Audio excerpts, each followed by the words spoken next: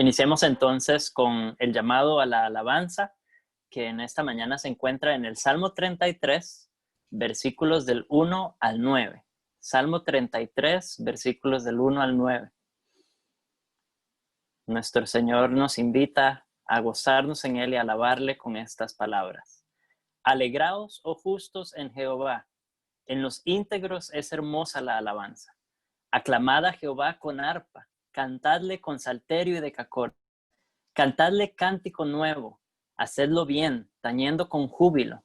Porque recta es la palabra de Jehová, y toda su obra es hecha con fidelidad. Él ama justicia y juicio. De la misericordia de Jehová está llena la tierra. Por la palabra de Jehová fueron hechos los cielos, y todo el ejército de ellos por el aliento de su boca. Él junta como montón las aguas del mar. Él pone en depósitos los abismos. Tema a Jehová toda la tierra. Teman delante de él todos los habitantes del mundo. Porque él dijo, y fue hecho. Él mandó, y existió. Recibamos la bendición de nuestro Dios. Gracia y paz de parte de nuestro Dios, nuestro Padre y del Señor Jesucristo, con todos nosotros. Amén. Vamos a inclinar nuestros rostros antes de entonar el himno. Alma bendice al Señor, y vamos a elevar una oración. Nuestro buen Dios, en esta mañana nos presentamos delante de ti, muy agradecidos por la oportunidad que nos das de reunirnos a pesar de las circunstancias. Gracias por los medios tecnológicos que has provisto, oh Dios, en este momento de la historia, y porque a pesar de la distancia podemos vernos unos a otros, saludarnos, podemos escuchar tu palabra predicada y disfrutar de un grado de comunión, oh Dios, que si bien no estamos presentes físicamente, sabemos que tu Espíritu nos une en un mismo cuerpo, en el cuerpo de Cristo Jesús. Gracias, oh Dios, por esta maravillosa oportunidad. Permite que podamos alabarte y bendecirte en nuestras casas, que se escuchen en nuestras casas las voces de júbilo, oh Dios, y que podamos entonar alabanzas a ti y escuchar tu palabra predicada y ser transformados también para tu gloria. Te pedimos todo esto en el nombre de Jesús. Amén y amén. Vamos a entonar el himno 51, en la página 51, Alma bendice al Señor.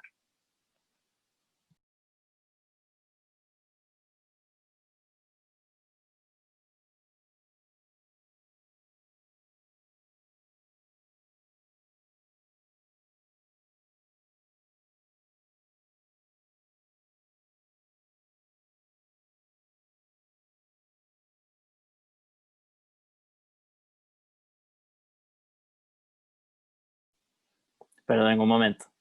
Disculpe.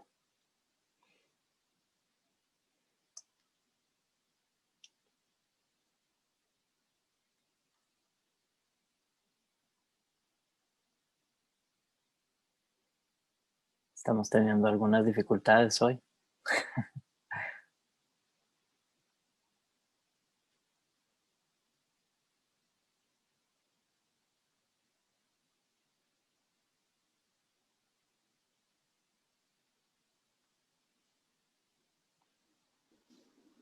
Ahora sí.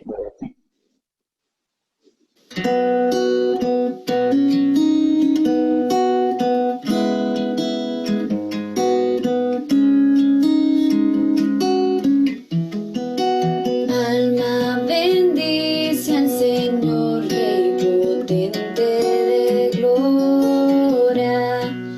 De sus mercedes esté viva en ti la memoria. Oh, despertad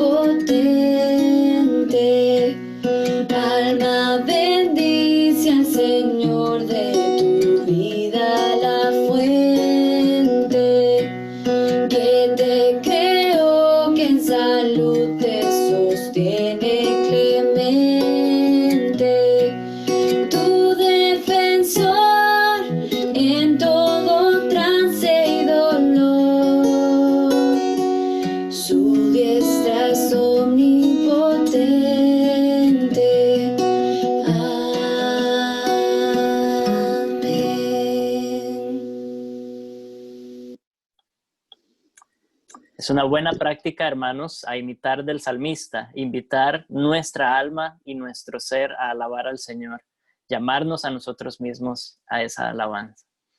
Nuestra lectura para la confesión de pecados en esta mañana se encuentra en Éxodo, capítulo 20, versículo 17.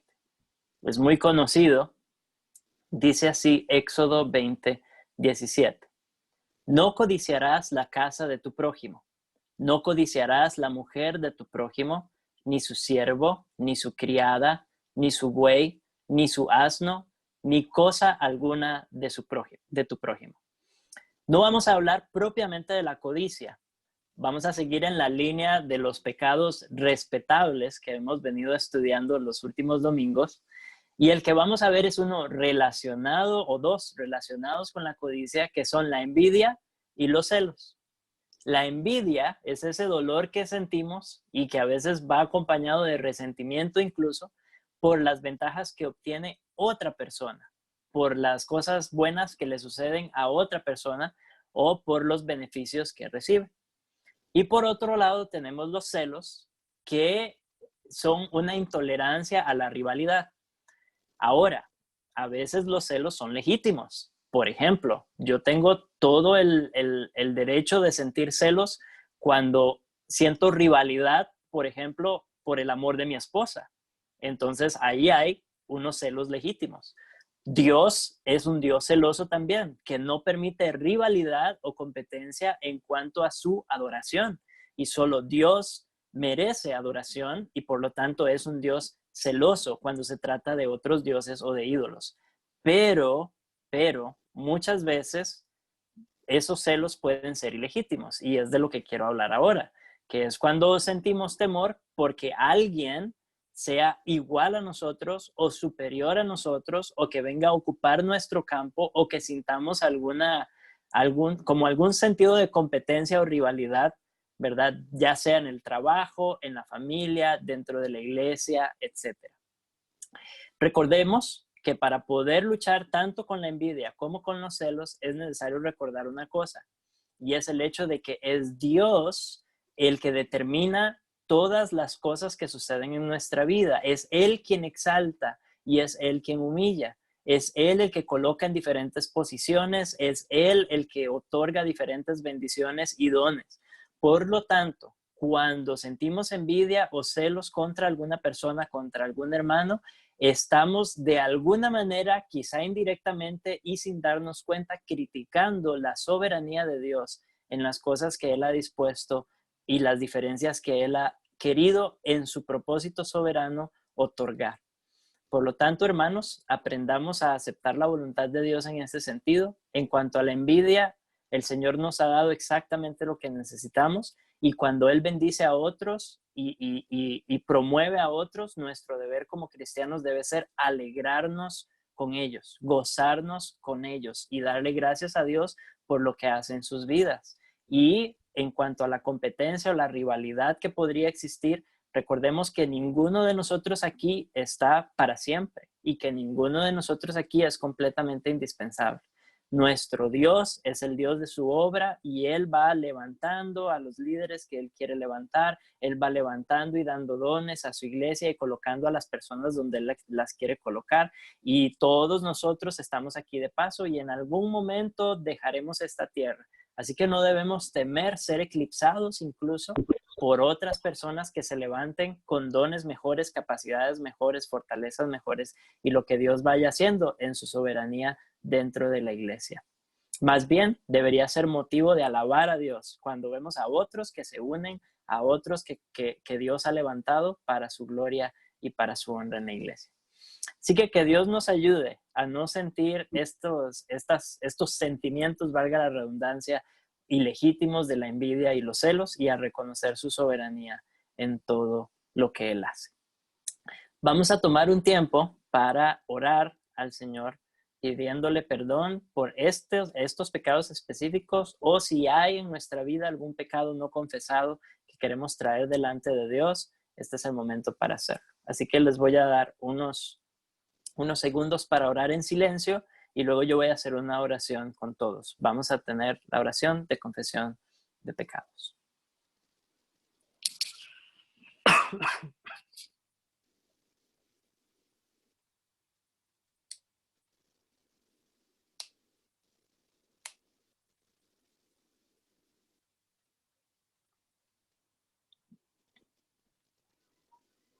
Nuestro buen Dios, queremos reconocerte a ti en esta mañana como el Dios soberano. Sabemos, oh Dios, que tú estás en control de cada detalle de todo lo que sucede en nuestra vida y en la vida de los demás.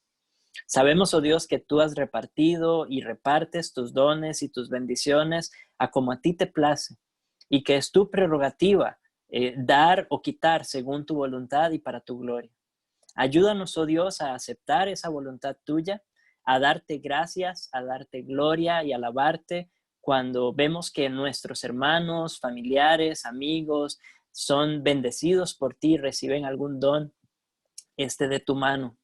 Ayúdanos, oh Dios, a gozarnos con ellos y también ayúdanos a alegrarnos y agradecer lo que nosotros hemos recibido de tu mano. Porque sabemos, oh Padre Santo, que tú siempre estás dándonos lo que necesitamos y también sabemos que nos das mucho más y mucho más abundantemente. Así que ayúdanos a saber reconocer esas cosas y perdónanos, oh Dios, cuando hemos sentido envidia o celos por nuestro prójimo, cuando hemos visto tu mano promoviéndole o bendiciéndole, oh Dios, perdónanos por no aceptar tu voluntad y por criticarla con nuestros sentimientos de envidia y de celos. Ayúdanos, oh Padre Santo, y también queremos confesar delante de ti si en alguna cosa hemos pecado contra ti. Sabemos, oh Dios, que no pasa un día sin que deshonremos tu nombre, oh Padre, rompiendo directamente alguna de tus leyes o no haciendo aquello que sabíamos que debíamos hacer. Perdónanos, oh Dios, si hemos pecado contra ti de pensamiento, de palabra o de hecho. Perdónanos si hemos pecado contra ti omitiendo, oh Dios, obedecer tu voluntad. Ayúdanos, oh Dios, de acuerdo a tus promesas, por medio de tu Santo Espíritu, transforma nuestros corazones y haznos nuevos, oh Dios, para tu gloria. Rehabilítanos y transforma nuestra voluntad y nuestros deleites de tal manera que podamos gozarnos en hacer aquello que a ti te agrada y que podamos aborrecer lo que tú aborreces. Te pedimos esto por la gloria de tu nombre y conforme a tus promesas, en el nombre de Jesucristo, nuestro Salvador. Amén y amén. Hay una seguridad que tenemos de que somos perdonados por Dios. Él nos extiende el perdón en la persona de Jesucristo. Y esta vez en Proverbios 28:13 vemos el pasaje para la seguridad del perdón que dice así: el que encubre sus pecados no prosperará, mas el que confiesa y se aparta alcanzará misericordia. Qué maravillosa promesa. Y primera de Juan 1:9, como siempre, nos recuerda que si confesamos nuestros pecados, Él es fiel y justo para perdonar nuestros pecados y limpiarnos de toda maldad. Aprovechemos este maravilloso recurso que tenemos del perdón en Cristo Jesús y no perdamos tiempo en acudir a Él en arrepentimiento y fe. Él está intercediendo por nosotros en todo momento. Nuestro Señor Jesucristo, que está vivo hoy, intercede ante el Padre por nosotros. Así que vamos a entonar el canto en la página D, ante el trono celestial, que nos recuerda la obra de Jesús a nuestro favor, su intercesión por nosotros, ante el trono celestial.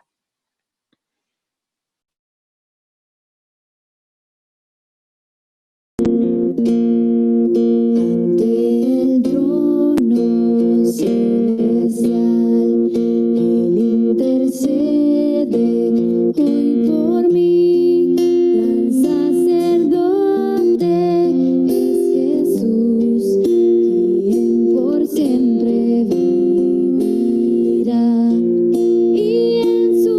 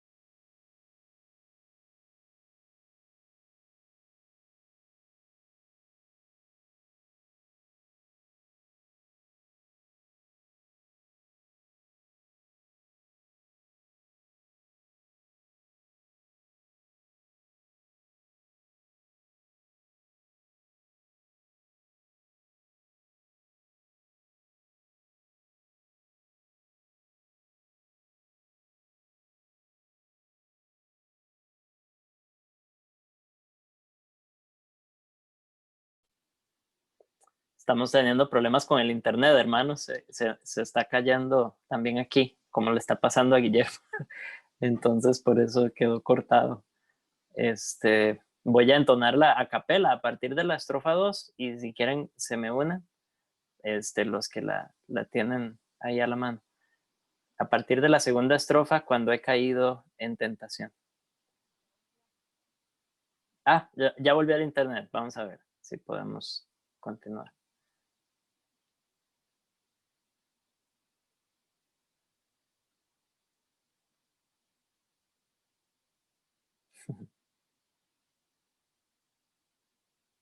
Si no, desde el principio, ¿ves? Sí, sí. Ahí está. Al sentir condenación, al ver al cielo encontraré el inocente quien murió, y por su muerte el Salvador ya mi pecado perdonó, pues Dios el justo aceptó su sacrificio hecho por mí, su sacrificio hecho por mí. He aquí el Cordero Redentor, quien al morir resucitó, el inmutable gran yo soy, el Rey de gloria y majestad. Unido a él no moriré, pues con su sangre me compró, mi vida escondida está en Cristo Dios mi Salvador, en Cristo Dios mi Salvador, en Cristo Dios mi Salvador.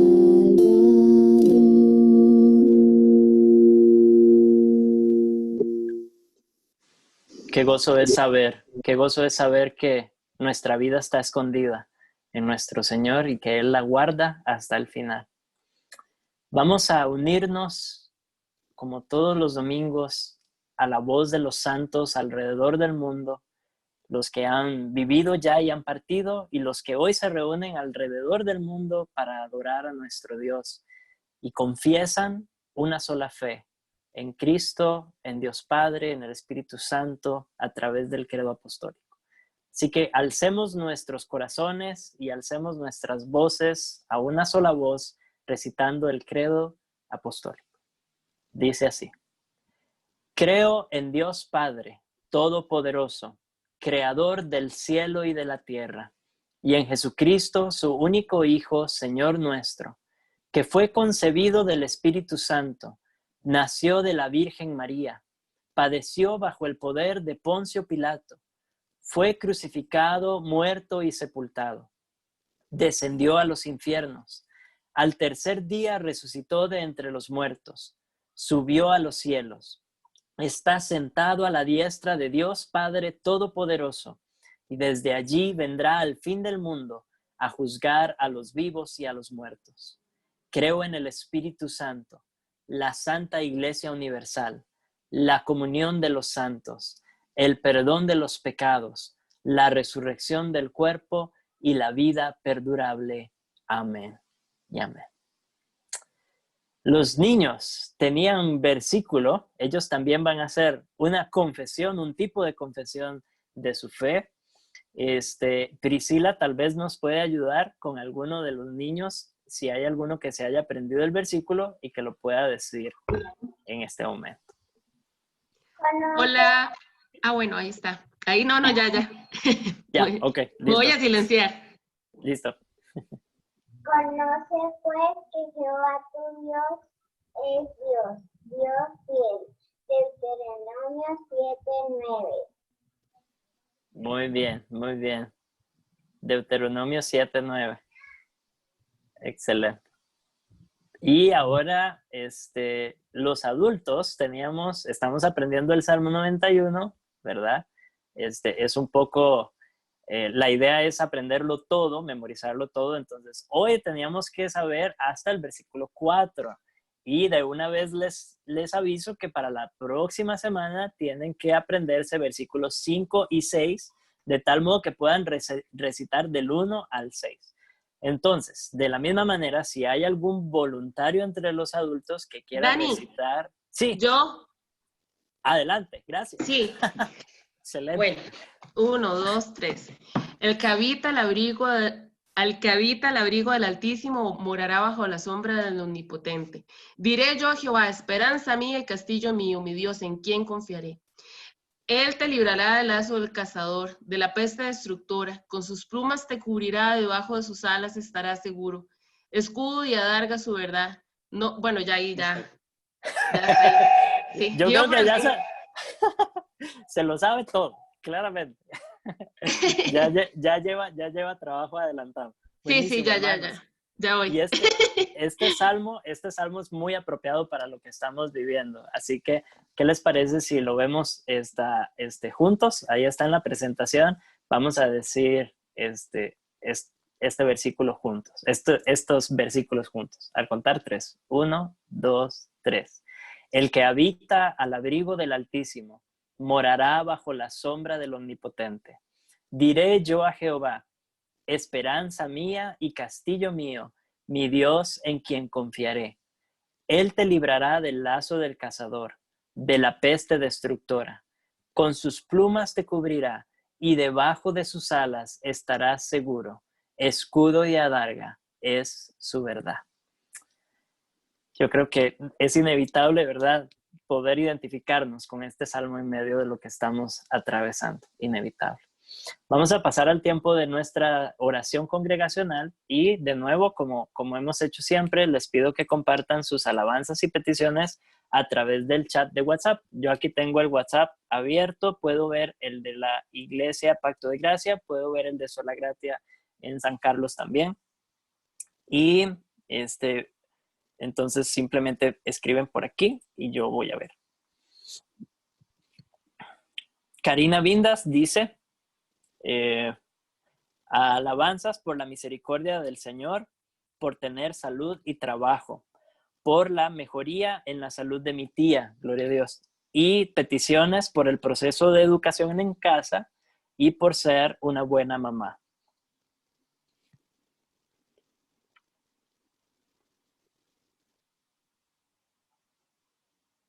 Ahí veo algunos escribiendo, vamos a dar tiempo.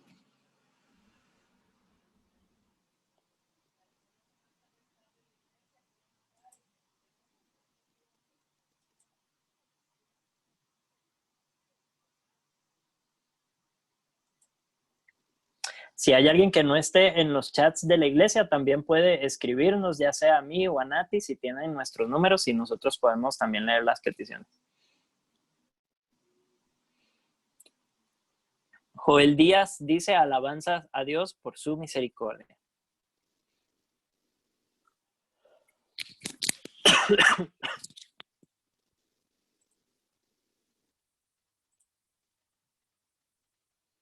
Marcelo dice por sabiduría para el pastor, para los ancianos y para los diáconos de la iglesia.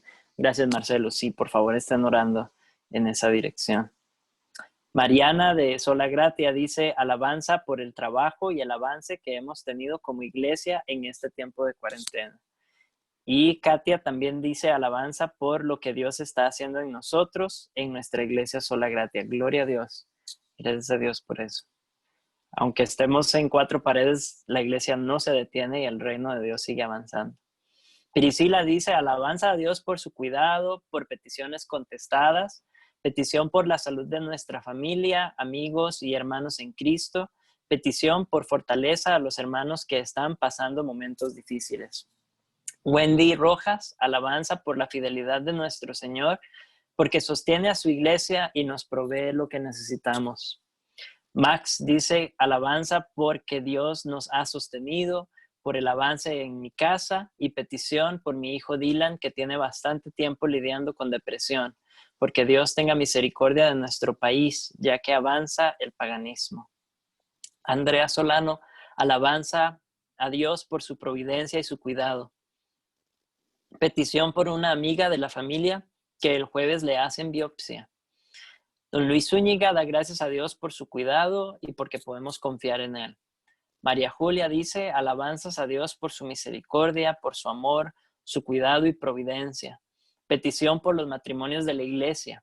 Por abuelito Arturo, que el Señor lo fortalezca, y por misericordia para con nuestros hijos jóvenes, que les llene de sabiduría a pesar de su edad complicada.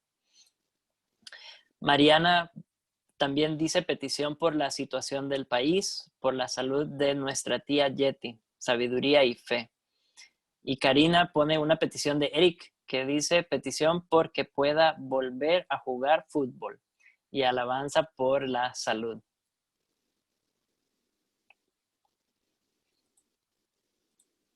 Veo que ahí hay un par más escribiendo, pero quisiera nada más rescatar el hecho de que muchos hermanos estamos dando gracias a Dios por su cuidado, por su misericordia, por su providencia, ¿verdad?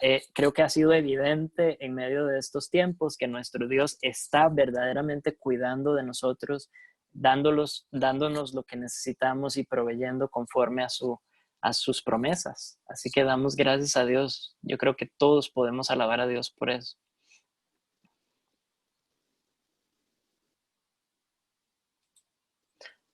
Don Luis Cel dice alabanzas a Dios por su providencia, que está al tanto de nuestras necesidades siempre. Y petición por las familias y su integridad. Amén. Adriana y Samantha dice, agradezco por sus infinitas misericordias. Nos ha mostrado que cumple sus promesas y una en especial que dice en Mateo 6:33, mas buscad primeramente el reino de Dios y su justicia, y todas estas cosas os serán añadidas. Le alabamos y le glorificamos. Petición por mucha sabiduría para hacer su voluntad y también agradecer por el pastor y ustedes, hermanos. Saludos. Karina dice de Marce, una petición de Marce, por la salud de mi tía Macha y por Estela, mi prima, que tiene desmayos frecuentes. Muy bien, mis hermanos. Si no hay más por el momento, vamos a pasar entonces a un tiempo de oración congregacional donde pondremos delante de Dios estas peticiones y alabanzas. Vamos a hacer una oración general y el Señor conoce nuestras peticiones, todas las que hemos mencionado e incluso aquellas que hemos dejado en nuestros corazones y que hemos guardado. Él las conoce y Él está haciendo su voluntad en ellas también. Así que tomémonos un tiempo para alabar a Dios y para pedirle. Señor, nos acercamos a ti, primero confiando en la obra suficiente de nuestro Salvador Jesucristo. Sabemos que si no fuera por Él, no podríamos, no tendríamos ningún derecho ni ninguna confianza de acercarnos a tu trono en busca de ayuda, en busca de socorro. Queremos pedirte, oh Dios, por las diferentes peticiones que se han manifestado en esta mañana, por las peticiones de salud, por las peticiones relacionadas con nuestra condición ahorita en medio de la pandemia, el tema de poder ser fieles, de poder ser buenos cristianos, buenos padres, buenos hijos, de poder desempeñar nuestros papeles, oh Dios, como tú mandas en nuestras casas, de poder vivir de manera íntegra delante de ti, oh Dios, en la privacidad de nuestro hogar. También queremos pedirte, oh Dios, por tu provisión, que continúes, Padre, como hasta ahora, dándonos todo lo que necesitamos. Gracias porque hasta este momento has sido fiel. Gracias porque tu misericordia nos ha rodeado y nos ha bañado. Y realmente no tenemos palabras, oh Dios, para agradecer tu constante cuidado y tu protección y tu provisión para con tu iglesia.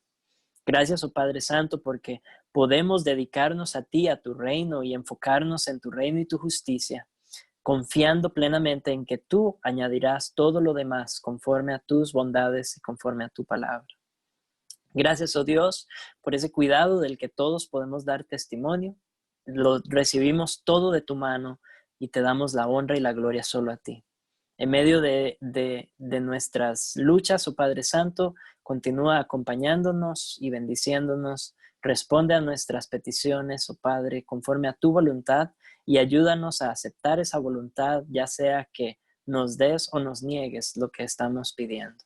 Gracias, oh Dios, porque sabemos que en todo tú haces lo mejor para tu gloria en primer lugar, pero también sabemos que nos estás cuidando y que estás haciendo todo por el bien de tu iglesia a la que amas. Gracias. Te alabamos, te bendecimos, te glorificamos a ti. Te rogamos también, oh Dios, que multipliques los diezmos y las ofrendas que hemos estado transfiriendo, que sean usados, oh Dios, con sabiduría para la extensión de tu reino, para el cuidado de los más necesitados dentro de tu pueblo y más allá de nuestra iglesia también. Gracias, oh Dios, en el nombre de Jesús. Amén y amén. Les recuerdo, hermanos, entonces, transferir sus ofrendas como han venido haciendo de manera tan fiel y constante, aunque no hemos podido pasar ninguna canastita, ¿verdad? Ustedes aún así están dando, aunque no estamos ahí en físico, y damos gracias a Dios por esa fidelidad. Los invitamos de nuevo a hacer sus transferencias y ya saben que se está utilizando este dinero para bendecir a otros que están en mayor necesidad. Hermanos, vamos a entonar un himno antes de pasar al sermón, y este himno se encuentra en la página 81, Que mi vida entera esté. Página 81.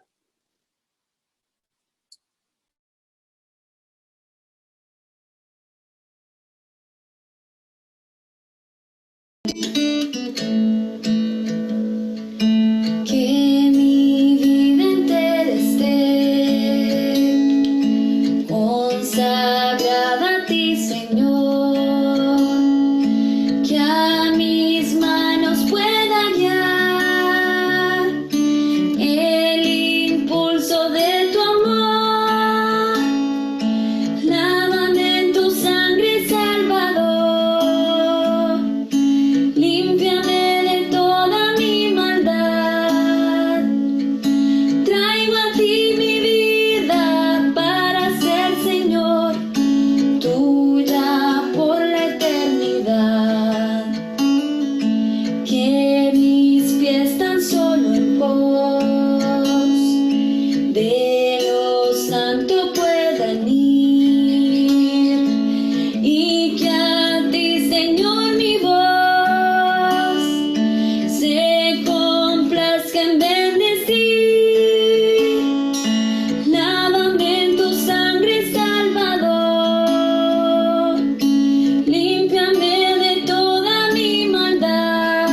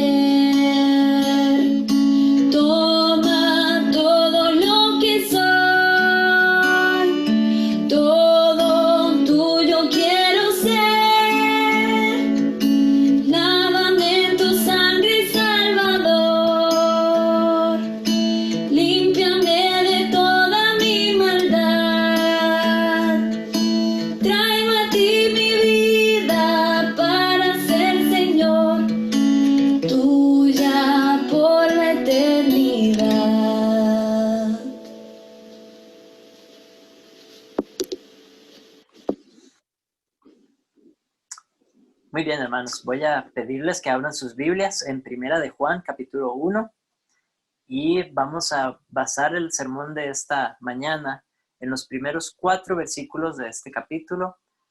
Primera de Juan, capítulo 1, versículos del 1 al 4. Y el sermón lo he titulado El Verbo de Vida.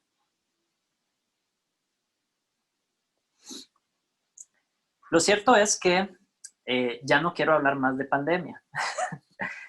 Creo que ya tenemos una comprensión bastante clara de lo que Dios está haciendo y de lo que estamos atravesando, de cómo Dios es soberano y Él se está glorificando en medio de estas circunstancias y de cómo Él nos asegura que todo es para nuestro bien y para el avance de su reino. Creo que tenemos por lo menos esos principios bastante claros. Entonces ahora quisiera dirigir nuestra atención hacia nuestra vida cristiana en medio de la pandemia. Por lo tanto, esto que vamos a empezar a hablar hoy no aplica solamente al tiempo de pandemia, sino a nuestra vida cristiana con o sin ella. Ahora, inevitablemente, tenemos que pensar en las condiciones en las que estamos. Para muchos, su cristianismo era ir a la iglesia todos los domingos y participar de algún ministerio, ¿verdad? Y ahora, pues, no podemos hacer eso y estamos limitados en ese sentido. Entonces, espero que las personas que pensaban que eso era ser cristiano se estén haciendo la pregunta, ¿cómo puedo vivir entonces mi cristianismo así? En este momento en que no puedo salir con mi Biblia bajo el brazo el domingo en la mañana para que todo el mundo vea que soy cristiano y no puedo ir a la iglesia. ¿Cómo entonces vivo mi cristianismo? Ser cristiano tiene que ser entonces más que participar del culto público los domingos, aunque debemos participar del culto público y anhelamos el día en que podamos volver a reunirnos cara a cara y poder saludarnos y poder participar de ese culto como congregación. Sin embargo, eso es solamente 1 o 2 horas por semana. Eso no puede ser todo lo que hay. No puede ser solo eso, ser cristiano. Entonces pienso que el Señor quizá está limitando nuestra vida pública para que reflexionemos en cuanto a nuestro cristianismo allí en lo privado, allí en las 4 paredes de nuestra casa, allí en nuestra soledad y en la intimidad de nuestra familia cercana, porque allí es donde debemos vivir nuestro cristianismo en primer lugar. La primera epístola de Juan Juan es uno de mis autores favoritos, y la primera epístola de Juan, de sus cartas, también mi favorita. Esta carta nos puede ayudar a profundizar en este sentido, nos puede ayudar a profundizar en cuanto a qué significa realmente ser cristiano y cómo se vive el cristianismo aquí, en estas 4 paredes. Este será el que espero, el primero de una serie de sermones basados en Primera de Juan. Creo que es una carta de muy fácil lectura.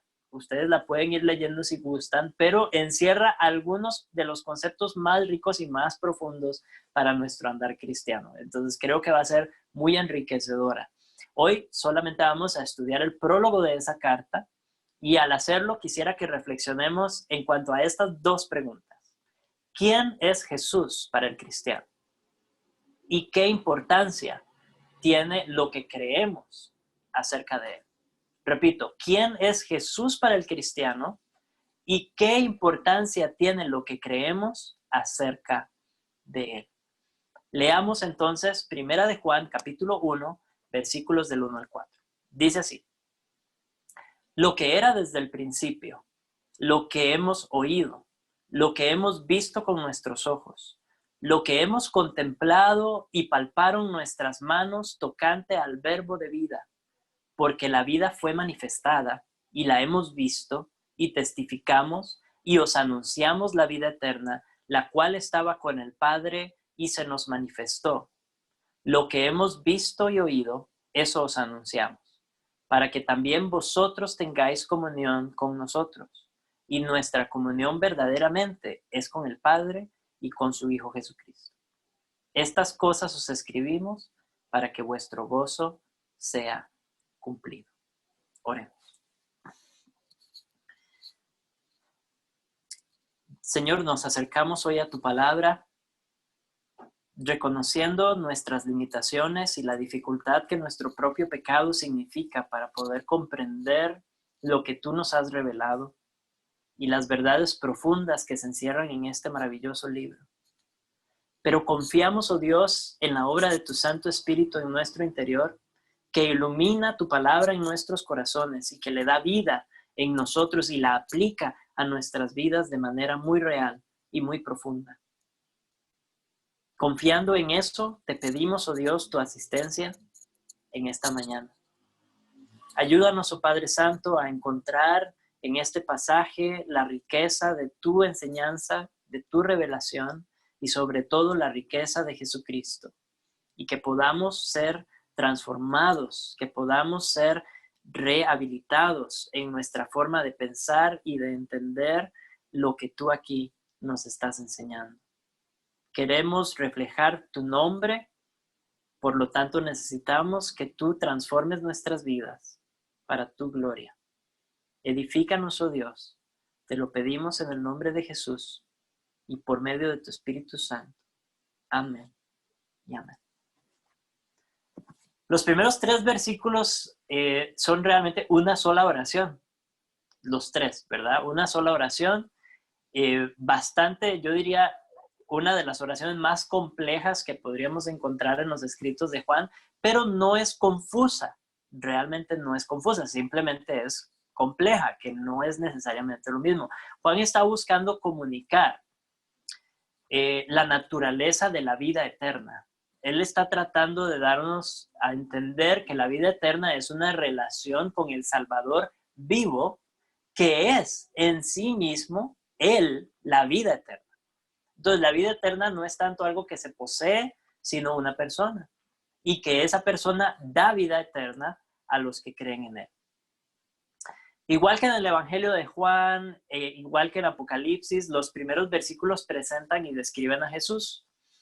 En el Evangelio de Juan tenemos a Jesús como el verbo, ¿verdad? Así es como lo presenta, el verbo de Dios, el verbo encarnado, el verbo que da vida.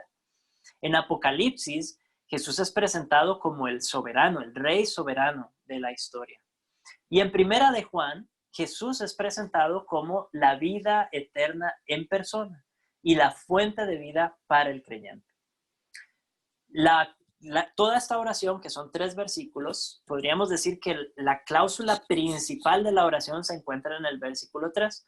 Entonces, todo lo demás es como un comentario sobre esa cláusula principal en el versículo 3. La cláusula principal es: lo que hemos visto y oído, eso os anunciamos. Eso sería como el punto principal de toda la oración. Y luego todo lo que está alrededor alimenta, comenta y construye contexto en torno a esta idea principal. El primer versículo dice así: lo que era desde el principio, lo que hemos oído, lo que hemos visto con nuestros ojos, lo que hemos contemplado y palparon nuestras manos tocante al verbo de vida. Vamos a ver entonces estas cláusulas secundarias, por decirlo así. Lo que era desde el principio. Es interesante que Juan empiece utilizando el término lo que era desde el principio, en lugar de decir el que era desde el principio. Porque como va a ser evidente, realmente él de lo que está hablando es de una persona. Está hablando de Jesús. Pero aquí él empieza como con un término que es más amplio. Es más, puede incluir tanto a la persona de Jesús como la obra de Jesús, como el mensaje de Jesús. Todo esto, ¿verdad? Está incluido en ese lo. Se refiere a la revelación de Dios por medio de Jesús, el evangelio y la persona de Jesús y la obra de Jesús. Y hace cierto eco definitivamente a Juan capítulo 1, donde dice: en el principio era el verbo. Y aquí nos está diciendo lo que era desde el principio. También, por supuesto, al igual que el Evangelio de Juan, hace eco de Génesis 1. En el principio creó Dios los cielos y la tierra. Por lo tanto, se refiere a la persona de Jesús como una fuente de revelación eterna. A la persona de Jesús como una persona eterna. El punto es que tanto la persona como el mensaje de Jesús son preexistentes desde la eternidad. Entonces empieza por ahí, diciéndonos lo que era desde el principio. Y contrasta con lo que viene en las siguientes cláusulas, porque a continuación nos habla acerca de su manifestación histórica. Eso que era desde el principio, eso que era eterno, eso que ha preexistido, dice, lo hemos oído. Lo que era desde el principio, lo que hemos oído, lo que hemos visto con nuestros ojos. Habla de en el momento de la historia en el que el Hijo se encarnó. Juan, junto con los 12, había oído personalmente las palabras de Jesús durante todo su ministerio. Desde el tiempo alrededor de su bautismo hasta su ascensión, Juan estuvo con Jesús y escuchó cada una de las enseñanzas, cada una de las parábolas, todo lo que Jesús dijo públicamente y lo que les dijo solo a ellos. Juan estuvo presente y él lo oyó. Había recibido una instrucción junto con los demás discípulos, junto con los demás apóstoles, de toda la doctrina de Jesús. Luego dice, no es solamente lo que hemos oído, sino lo que hemos visto con nuestros ojos. Juan pasa ahora de la enseñanza a la persona de quien recibió esa enseñanza. Porque no fue que simplemente hubo una aparición ahí sin voz. Una aparición solamente como una voz sin cuerpo, sino que era una persona visible. Fueron testigos presenciales. Enfatiza que lo vieron físicamente usando dos verbos distintos, ¿verdad? Porque dice lo que hemos visto con nuestros ojos y a continuación dice lo que hemos contemplado. Ahora, ese verbo contemplar es más profundo que ver, ¿cierto? Que yo puedo ver cosas accidentalmente, porque tengo los ojos abiertos y de repente pasó un carro y yo lo pude ver. Pero Juan dice, yo no solamente lo vi a Jesús, sino que lo contemplé, lo hemos contemplado. O sea, que le prestamos mucha atención, lo observamos detenidamente. Por lo tanto, su entendimiento, el entendimiento de Juan y el entendimiento de los apóstoles, su entendimiento de Jesús es profundo y es confiable, porque ellos estuvieron con él, lo escucharon, lo vieron y lo contemplaron. Y dice, y palparon nuestras manos. Juan sabemos que anduvo muy cerca de Jesús. Hemos visto en su evangelio, estoy seguro, la cercanía, la relación tan cercana que él tenía con él, al punto que estaba recostado a él en la última cena. Juan puede decir que tocó a Jesús. Él estuvo abrazado a Jesús, se aferró a Jesús. En la resurrección, Jesús también nos invitó a todos a tocarlo y ver que Él era Él. Les decía, Él les dijo, Jesús les dijo, un espíritu no tiene carne y huesos como ustedes ven que yo tengo. Por lo tanto, una persona física, real, tangible. No, tampoco fue una aparición de un espíritu visible o un espectro o un fantasma sin cuerpo. No, era una persona 100% real. Ellos lo pudieron oír, lo pudieron ver y lo pudieron tocar, y por lo tanto el testimonio de Juan en esta carta específica y el testimonio de los apóstoles en general es un testimonio fidedigno, es un testimonio profundo y es un testimonio confiable. Todo esto tocante a ¿qué dice? Tocante al verbo de vida. También se puede traducir como la palabra de vida. Y se refiere de nuevo tanto a la persona como al mensaje de Jesús. Él es, como dijo Juan en el Evangelio, el verbo encarnado. Él declara la palabra de Dios con autoridad porque Él es la encarnación de la palabra de Dios. Él revela la voluntad de Dios porque Él es la encarnación de la voluntad de Dios. Por lo tanto, aquellos que anduvieron con Él y lo escucharon y lo vieron, tienen un conocimiento muy profundo y confiable. De nuevo, tenemos que recordar eso cuando leemos a los apóstoles. Él revela, Jesús, el mensaje que da vida, pero no solamente eso. Cuando dice que Él es la palabra de vida, no es solamente que el tema del mensaje es vida. No es solo eso. Es que Jesús es el dueño de la vida. Es que Jesús es la encarnación de la vida y es que Jesús es el dador de la vida que la imparte a todos aquellos que creen en Él. no es solamente fuente de vida, sino que Él es la vida misma. La vida misma. Esta es una declaración metafísica increíble acerca de la persona de Jesús, que nos habla acerca de su ser, de su persona y de su naturaleza. Saber que Él es la vida en sí mismo, la vida, así como Él dice ser la verdad. Él aquí nos está diciendo que Él es la vida. Y en el versículo 2, Juan hace como un paréntesis. En el griego no se ve el paréntesis, pero nuestros traductores muy sabiamente han colocado un paréntesis en el versículo 2, porque de hecho interrumpe la línea entre los versículos 1 y 3, y más adelante en el versículo 3 vamos a ver cómo se continúa esa línea. Pero aquí Juan dice, bueno, cabe mencionar, ¿verdad? Eso es básicamente lo que está diciendo. Porque la vida fue manifestada y la hemos visto, y testificamos y os anunciamos la vida eterna, la cual estaba con el Padre y se nos manifestó. Este paréntesis entonces nos lleva del pasado, de lo que Juan está hablando acerca de su experiencia cuando Jesús estuvo en la tierra, al presente. Y nos dice, esa vida que vimos, eso que se manifestó, de eso es de lo que estamos hablando. De eso es de lo que les testificamos. Eso es lo que les estamos anunciando. La única manera de que lo eterno fuese visible, la única manera de que ellos pudiesen verlo, oírlo y tocarlo, era que lo eterno se manifestara en la historia, encarnándose en la persona de Jesús. La vida entonces se hizo real y visible. Ese verbo manifestar es un verbo que implica los sentidos. Manifestarse es algo que ya sea podemos ver o que podemos oír. Cuando algo se manifiesta es que es detectable por los sentidos de los seres humanos, ¿cierto? Y en este caso Juan nos ha dado varios verbos. Nos ha dicho que lo vio, nos ha dicho que lo oyó, nos ha dicho que lo tocó. Esa vida preexistente y eterna se manifestó de manera tangible y real. La vida, entonces, es una persona. La vida es Jesús. Y la hemos visto, dice, y testificamos, y os anunciamos. Hemos visto, está en pasado, pero en presente dice, y testificamos, y os anunciamos.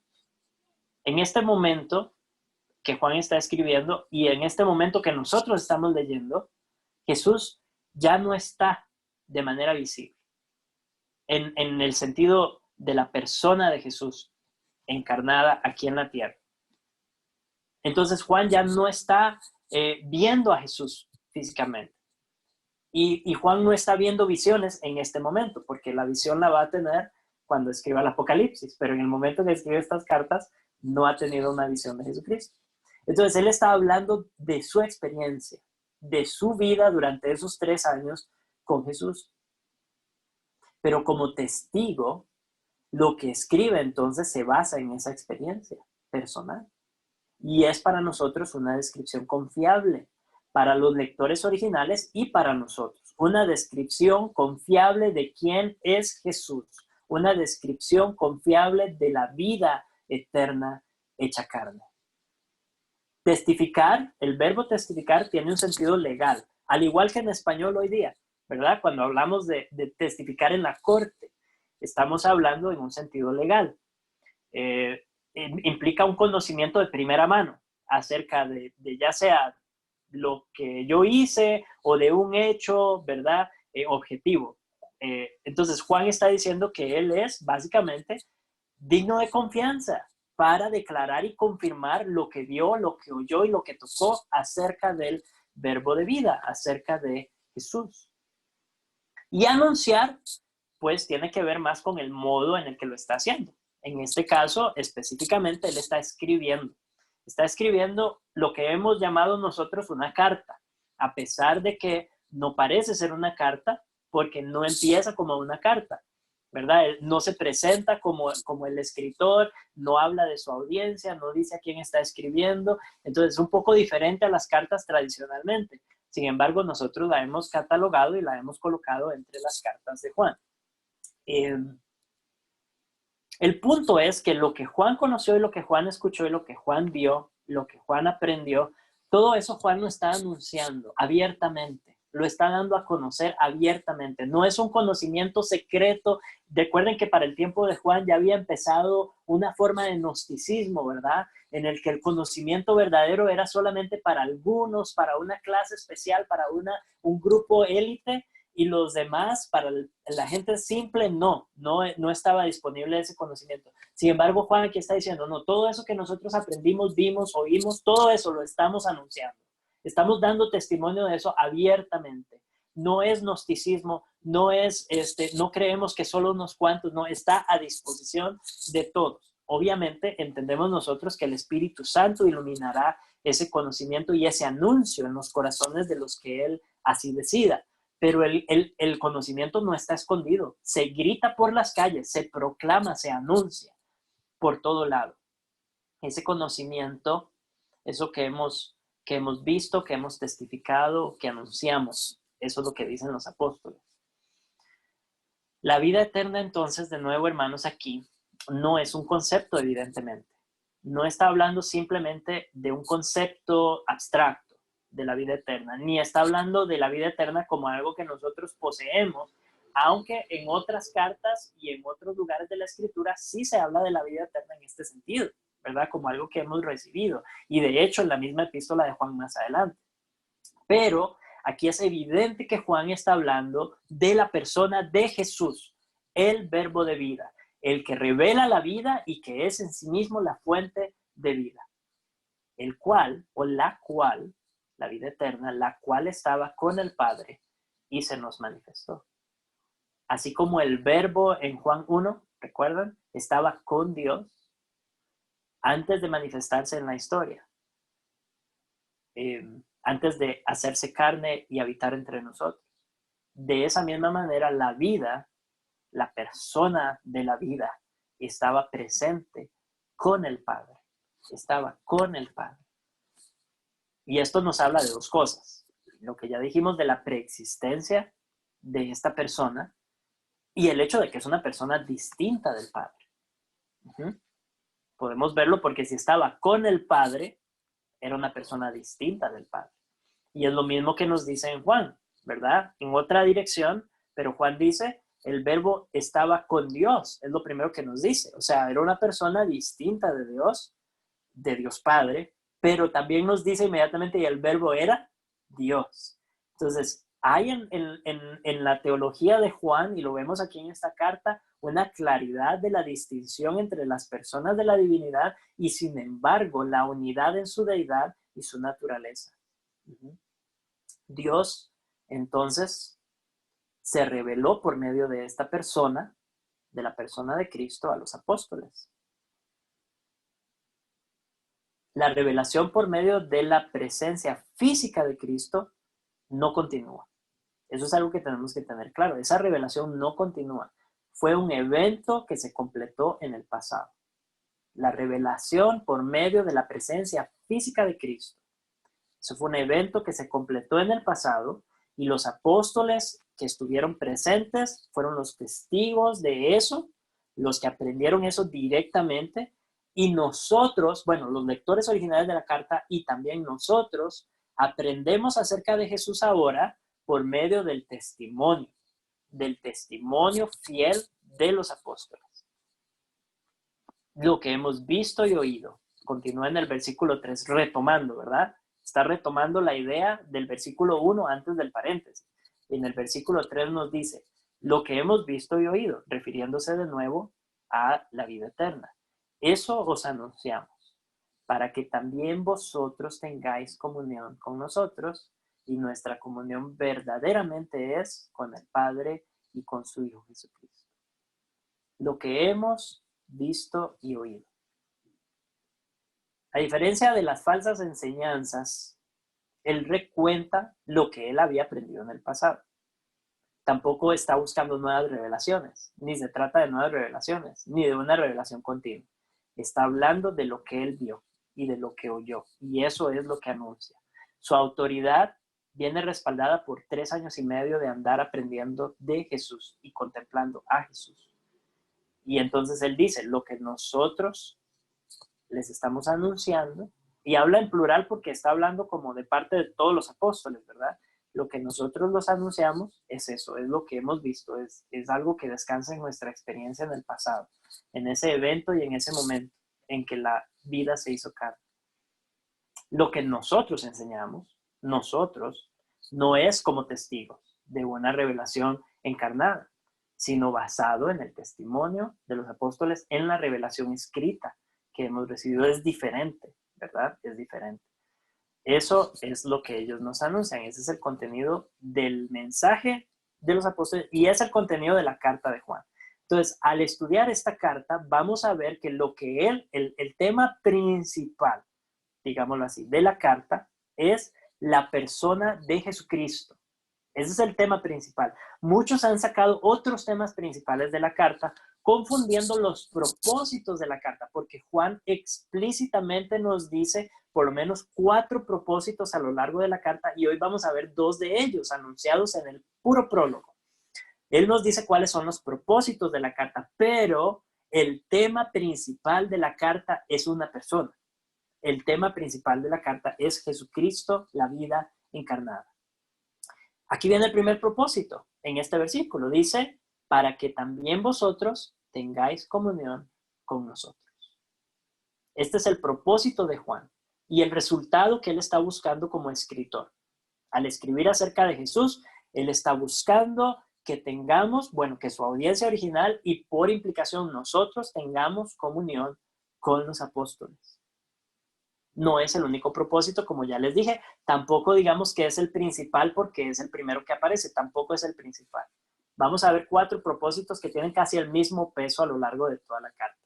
Pero recordemos que los propósitos y el tema son 2 cosas distintas.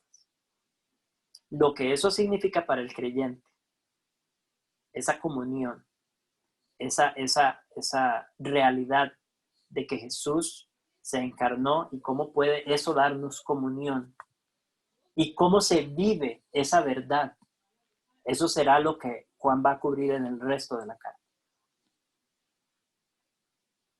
Él quiere entonces ahorita estimular la relación o la comunión con los apóstoles y por lo tanto con Dios y con los hermanos en Cristo, porque él está diciendo que es para que tengan comunión con nosotros, pero él dice inmediatamente, y nuestra comunión es verdaderamente con el Padre y con el Hijo.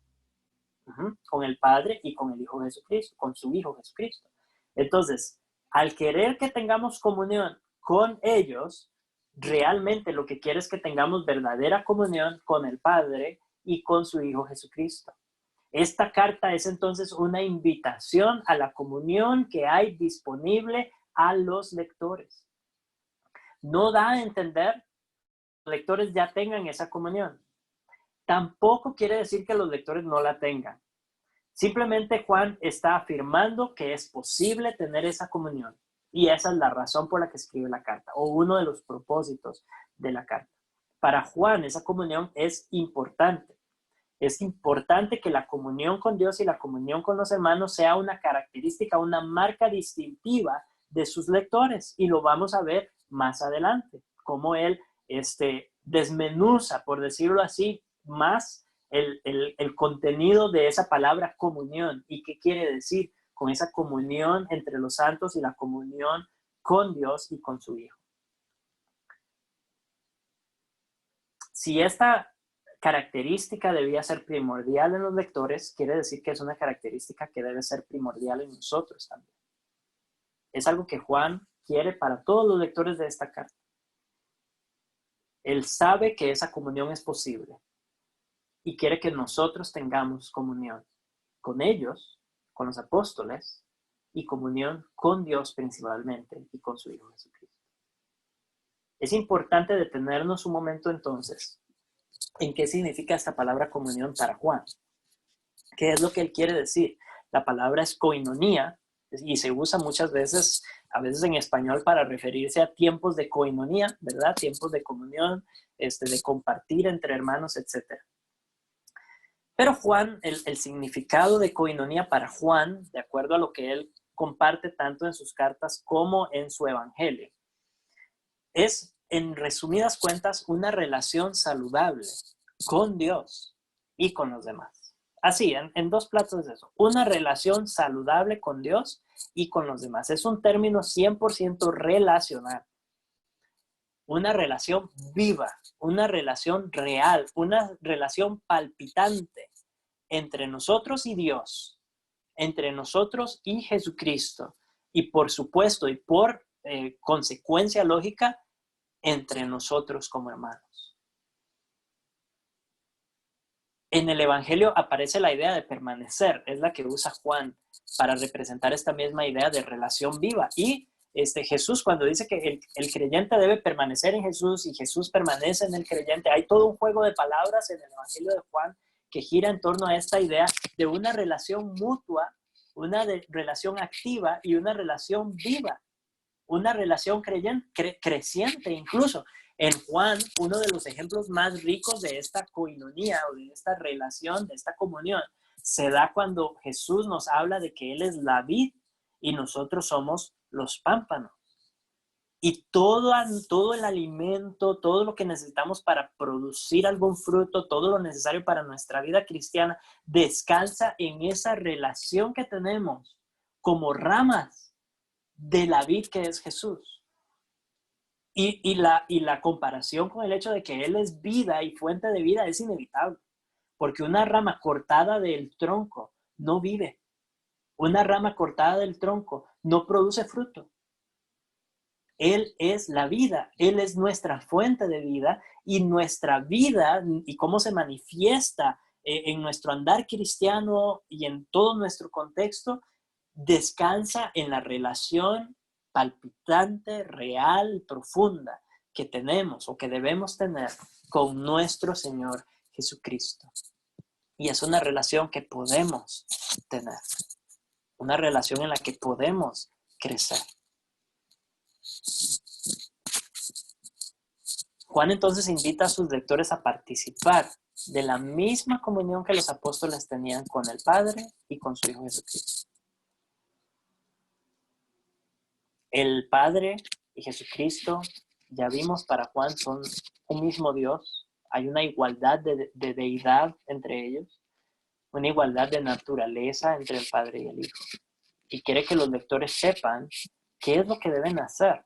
Y es lo que va a anunciar en la carta, lo que va a comunicar, qué es lo que deben hacer para tener esa comunión que es posible con los apóstoles y con Dios. Tener vida eterna entonces implica una relación entre los creyentes y entre los creyentes y Dios. O el orden debería ser entre los creyentes y Dios y entre los creyentes.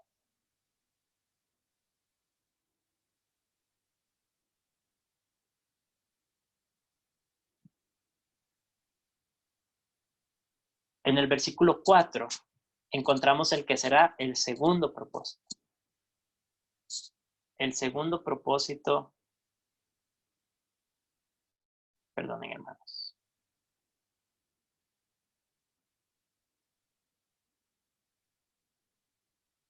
Ya, disculpen, tuve una pequeña distracción. El segundo propósito explícito que nos dice Juan de su carta está en el versículo 4. De nuevo dice, estas cosas os escribimos para que vuestro gozo sea cumplido. Entonces, primero, para que tengáis comunión con nosotros, y esa comunión es con el Padre y con su Hijo Jesucristo. Y el segundo propósito, para que vuestro gozo sea cumplido, para que vuestro gozo sea completo. No se puede tener gozo. Esto tenemos que tenerlo claro. No se puede tener gozo real y profundo sin tener una relación correcta con Dios y con los demás. Es imposible. Por lo tanto, el primer propósito es un prerequisito de este segundo. ¿Usted quiere tener gozo? Yo creo que todos diríamos que sí ante esa pregunta. Todos queremos disfrutar de un gozo pleno y verdadero. La única manera de tener gozo verdadero y completo es teniendo una relación correcta con Dios. Y a raíz de eso, una relación correcta con los demás. Estas cosas os escribimos para que vuestro gozo sea completo. Ahí estas cosas se refiere a toda la carta. Está hablando de todo lo que escribió antes y todo lo que va a escribir después, tanto lo anterior como lo que viene. Y está en plural porque de nuevo se está refiriendo a los apóstoles y al testimonio de los apóstoles. Ahora, no es que la carta tuviera varios autores. como a veces ocurre en algunas cartas de Pablo, que hay otras personas escribiendo, ¿verdad? Y él hace mención ahí. En este caso no es así, porque de hecho más adelante todas las demás veces que aparece el verbo escribir, Juan lo pone en primera persona. Yo escribo, os escribo, ¿verdad?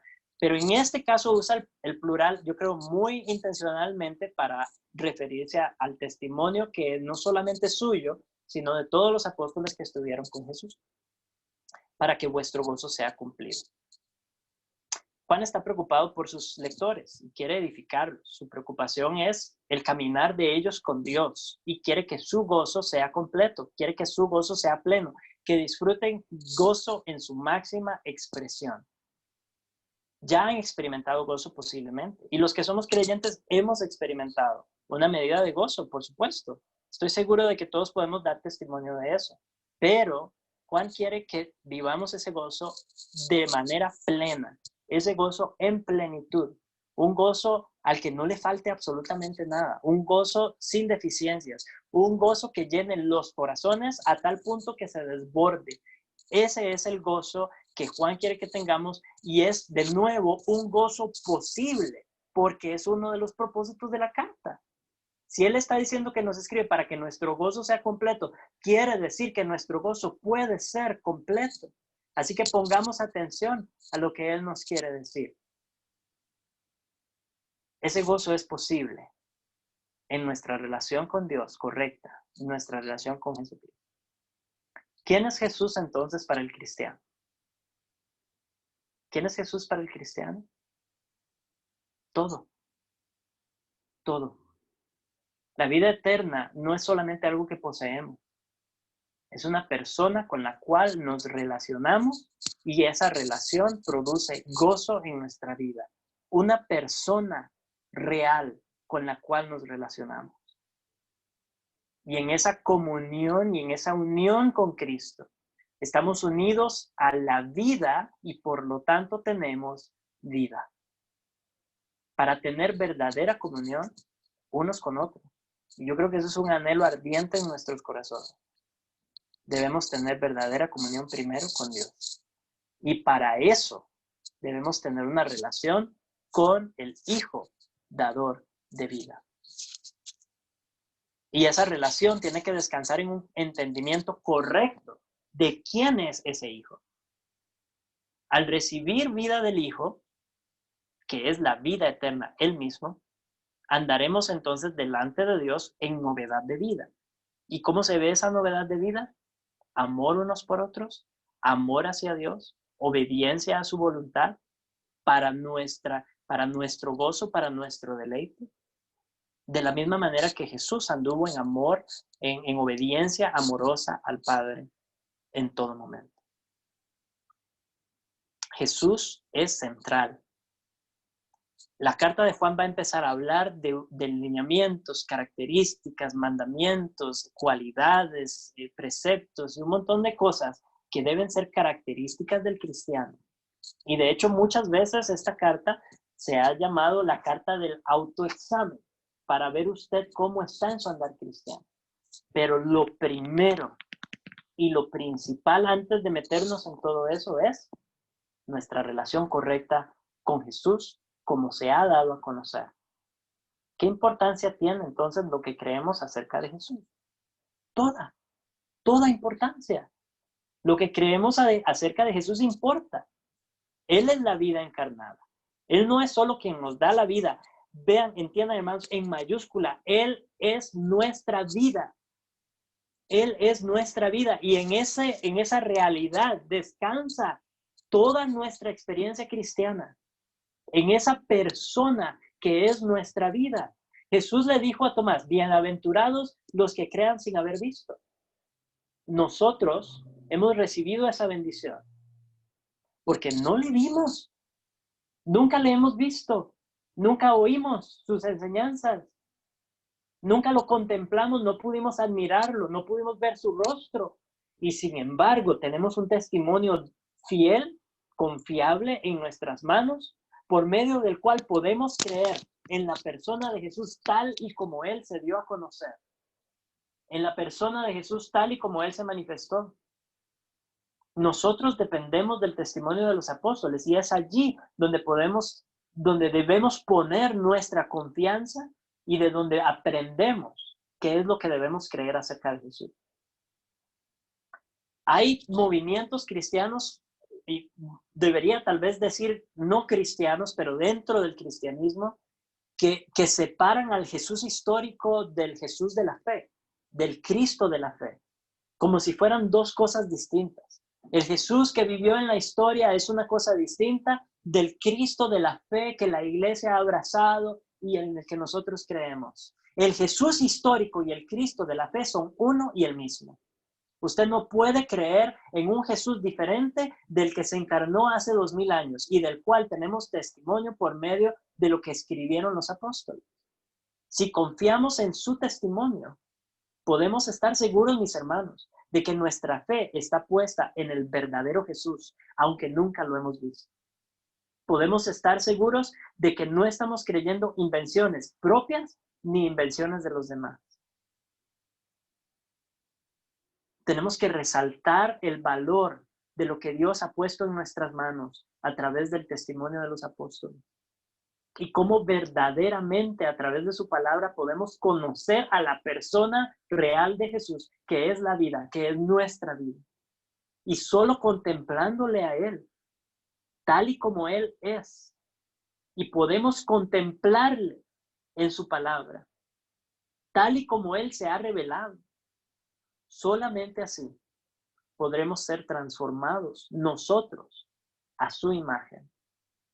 No tenemos que inventarnos un Jesús a nuestra imagen. Debemos contemplarlo tal y como Él es, en su palabra.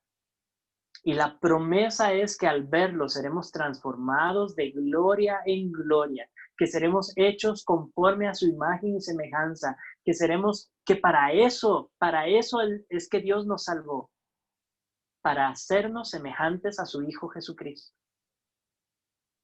Solo así viviremos una vida verdadera y podremos disfrutar de un gozo pleno y verdadero para la gloria de Dios. Que el Señor nos bendiga. Oremos. Dios, al iniciar esta serie de la carta de Primera de Juan, tú nos golpeas con una realidad y una riqueza enorme al contemplar a tu Hijo Jesucristo y poder ver la descripción que Juan hace, Juan que estuvo con él, que lo vio, que lo abrazó, que lo conoció, que lo escuchó. Dios, gracias porque podemos acudir a ese testimonio fidedigno, confiable y construir nuestra vida y nuestro entendimiento de Jesús en tu palabra, en la revelación del Hijo.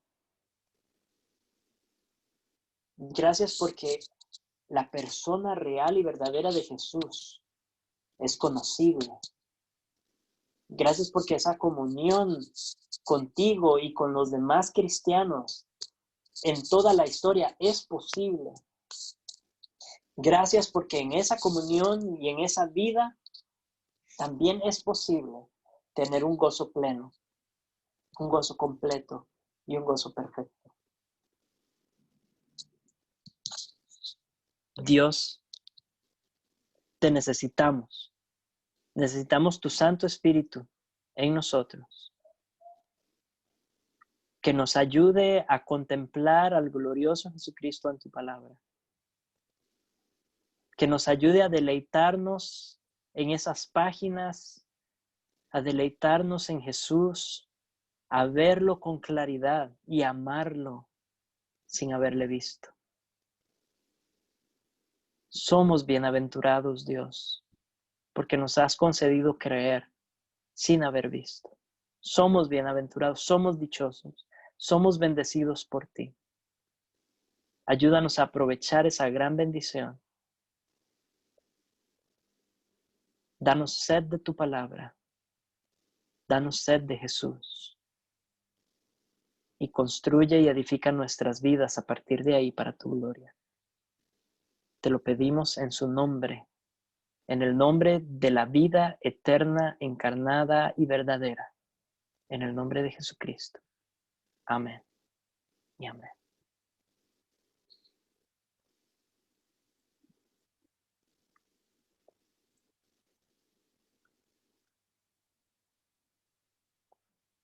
Vamos a recibir la bendición final que se encuentra en Hebreos capítulo 13, versículos del 20 al 21.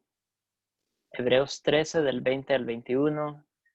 Con esta bendición terminamos y luego entonaremos la doxología. Y el Dios de paz, que resucitó de los muertos a nuestro Señor Jesucristo, el gran pastor de las ovejas, por la sangre del pacto eterno, os haga aptos en toda obra buena para que hagáis su voluntad, haciendo Él en vosotros lo que es agradable delante de Él por Jesucristo, al cual sea la gloria por los siglos de los siglos. Amén. Amén. Entonamos la doxología.